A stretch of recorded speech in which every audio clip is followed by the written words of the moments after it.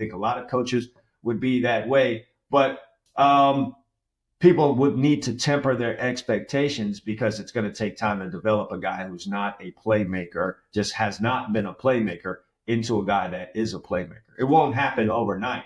And when a guy gets a bunch of publicity for being an athlete, that's what fans want. No, fans in any sport aren't willing to wait for anything nowadays. They want a player to be that right now, the moment he takes the field. If you take him in the first round, who needs to be a baller right now, or he sucks, or the coaches suck, or the program sucks, or whatever, and people just start going off. We're in a social media era where all types of people have opinions, and they shout them loud, and they will repeat them over and over and over again. So that's just something I was thinking about. Of course, if you get a guy who was a guy that had 10, 12, 15 interceptions in his college football career, and he goes out there and he runs a 4.62 or 4.65 40 or 4.7 40, now you got to go back to the film and watch the film again and say, hey, how was this guy able to make plays? So this is like the reverse. This is like the opposite of what I was just talking about. You do need to go cut the film on and say, hey, I see that this guy was able to make the plays. Was it a product of the system? And now is that system something that's going to be able to exist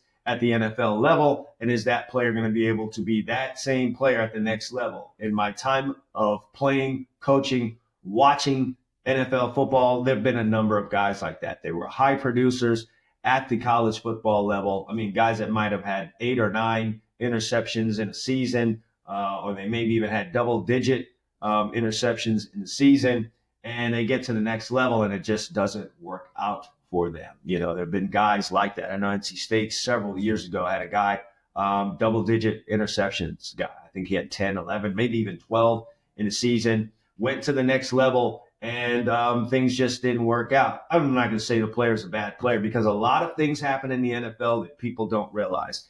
And I don't want to use the word luck, but just for lack of a better term, sometimes you're lucky and you go to the absolute right place and system for you and the way that you play, and a guy can thrive.